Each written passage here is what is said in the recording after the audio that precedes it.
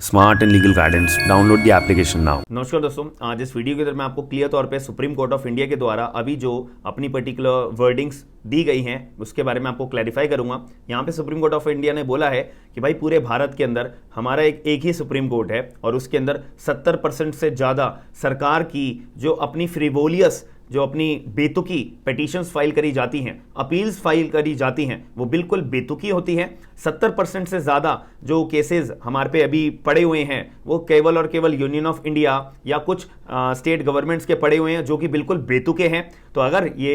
Union of India ऐसी appeals file करना बंद कर दे तो हम जो सुप्रीम कोर्ट ऑफ इंडिया है हमारा 70% से ज़्यादा वर्कलोड कम हो जाएगा। तो अब ऐसे केस में यहाँ पे सुप्रीम कोर्ट ऑफ इंडिया के ऑनरेबल हमारे जो जज साहब हैं BR घई जी, इनके द्वारा ये स्टेटमेंट दी गई है। यहाँ पे जो है ये अपने particular supreme court of India के सामने एक अपील फाइल करी गई थी, एक मतलब एप्लीकेशन फाइल करी गई थी कि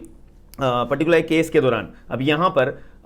जो हमारे honourable supreme court of India के जज साहब थे उन्होंने जो एडिशनल सॉलिसिटर जनरल के द्वारा जो एप्लीकेशन मूव करी गई थी, तो यहाँ पर जो सुप्रीम कोर्ट ऑफ जज साहब थे उन्होंने additional solicitor general of India से एक बात पूछी कि आप एक बात बताइए कि एक रिट पिटीशन होती है वो एक बार डिस्पोज ऑफ हो गई है, तो अब ये जो डिस्पोज ऑफ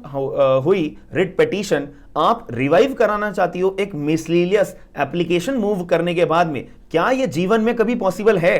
कोई भी कानून के अंदर बता दो कि एक बारी जो रिट पिटीशन डिस्पोज ऑफ हो गई है आप उसको रिवाइव करने की बात कर रहे हो और केवल एक मिसलीनियस एप्लीकेशन मूव करके। क्या आपने सुप्रीम कोर्ट ऑफ इंडिया को एक मजाक बना के रखा हुआ है? ये बिल्कुल भी परमिशेबल नहीं होगा। और यहां पर ये पर्टिकुलर एप्लीकेशन को जो मिसलीनियस एप्लीकेशन मूव करी गई थी additional solicitor general of India के द्वारा, ये डिस्पोज ऑफ करते हुए यहां पर पर्टिकुलर उनके ऊपर एक्सपेल्ट्री कॉस्ट भी लगाई गई है। और यहां पर सुप्रीम कोर्ट ऑफ इंडिया ने बोला है कि भाई अगर आप लोग अपील्स फाइल करना बंद कर दोगे सुप्रीम कोर्ट ऑफ इंडिया के अंदर तो हमारे सुप्रीम कोर्ट ऑफ इंडिया का 70% से वर्कलोड कम हो जाएगा। भाई आपको अपील फाइल करनी है ना सुप्रीम कोर्ट में, पिटीशन फाइल करनी है ना, एप्लीकेशन मूव करनी है ना, करो, कोई दिक्कत नहीं। अरे भाई पर जेन्युइन ग्राउंड पे तो करो। ये तो आप भी जानती हो, एप्लीकेशन मूव करने से पहले भी आप ये जानती थी कि ये जो एप्लीकेशन ये डिसमिस होगी ही होगी, कि एक बार रेट पिटीशन डिस्पोज ऑफ हो जाती है तो ये आप रिवाइव कैसे कर सकती हो बस एक चिट्ठी पकड़ा के, मतलब एक एप्लीकेशन मूव करके, जो बिल्कुल भी प्रैक्टिकल पॉसिबल नहीं है। तो ये वर्डिंग्स अपनी दी गई थी। हालांकि 3 जजेस की बेंच भी थी, तो honourable justice PS Narasimha ji, honourable justice PK Mishra ji and honourable justice हमारे BR घई साहब जी, इनके द्वारा ये अपनी जब हियरिंग चल रही थी उनमें से एक जज साहब ने ये पर्टिकुलर वर्डिंग्स बोली हैं कि 70% से ज्यादा गवर्नमेंट की जो लिटिगेशंस होती हैं वो फ्रीवोलियस होती है। और यहाँ पर जो है पर्टिकुलर राय भी दी थी कि भाई जो पर्टिकुलर एडिशनल जनरल अपना सॉलिसिटर जनरल अपनी एप्लीकेशन मूव करने के लिए आई थी ना, इन्होंने बोला था कि भाई आप ऐसे काम करोगे तो काम ऐसे चलेगा नहीं, बल्कि हम तो यहाँ पर रेफर करते हैं कि जो अपील्स होती हैं वो एक तरह से मेरिट पे होनी चाहिए, कुछ रेलेवेंट ग्राउंड्स पे होनी चाहिए, तब जाके हम सुनवाई कर भी पाएंगे। और ऑनरेबल हमारे जो CJI साहब है इनके द्वारा भी एक टाइम पे ये स्टेटमेंट दी गई थी पहले, अभी कुछ टाइम पहले, कि CJI साहब ने भी यूनियन गवर्नमेंट को एक तरीके से बोला गया था कि भाई आप जो है ना आर्बिट्रेशन की तरफ मूव कर जाया करो, उससे क्या है बेहतर रहेगा और उससे क्या है आर्बिट्रेशन का हमारा जो कामकाज का एक प्रमोशन है ना हम वो भी कर पाएंगे, अपने आर्बिट्रेशन को प्रमोट भी कर पाएंगे। कि जो यूनियन गवर्नमेंट का काम है ना वो मेडिटेट करना है, लिटिगेट करना नहीं है, ठीक है, याद रखिएगा। तो उनके द्वारा भी बोली गई थी। और एक और यहाँ पे सुप्रीम कोर्ट ऑफ इंडिया के अंदर एक मुद्दा आया था अपना नवंबर लास्ट मंथ के अंदर, जहाँ पे अटॉर्नी जनरल थे इंडिया के, attorney general of India R Venkat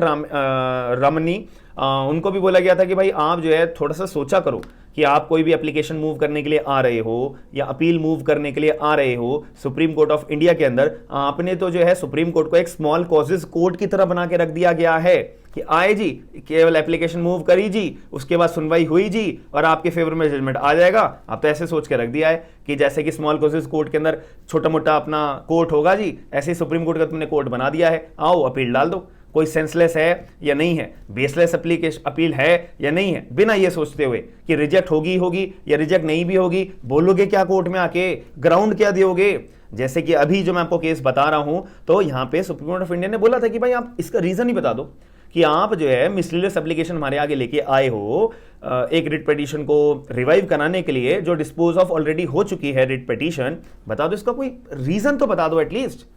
but कोई जवाब नहीं था। तो यहाँ पर सुप्रीम कोर्ट ऑफ इंडिया ने एक बात बोली थी, और नवंबर लास्ट मंथ में भी यही बात बोली थी कि जब अपील फाइल करने आ रहे हो तो कोई रीजन भी तो लेके आया करो भाई। ऐसा थोड़ी ना कि आंखों पे पट्टी बांध के हम एप्लीकेशन आप लगाओगे, हम मूव कर देंगे और अप्रूव कर देंगे जो आप चाहते हो, ऐसा बिल्कुल भी पॉसिबल नहीं है। तो यहाँ पर बोला गया था कि सुप्रीम कोर्ट को आप स्मॉल कॉजेज कोर्ट के अंदर कन्वर्ट करना बंद कर दीजिए। तो अब आप लोग मुझे अपना पॉइंट ऑफ व्यू बताइएगा कि आप लोग भी सुप्रीम कोर्ट के जजमेंट्स को पढ़ते होंगे या मेरे द्वारा पढ़ते होंगे। इनफैक्ट मैं जजमेंट की कॉपी भी डिलीवर करता हूं। तो ये सारी बातों को पढ़ने के बाद में आपको क्या लगा, तो आप लोग मेरे को कमेंट बॉक्स के अंदर जरूर बताइएगा अपना पॉइंट ऑफ व्यू। और मैंने जो है अपना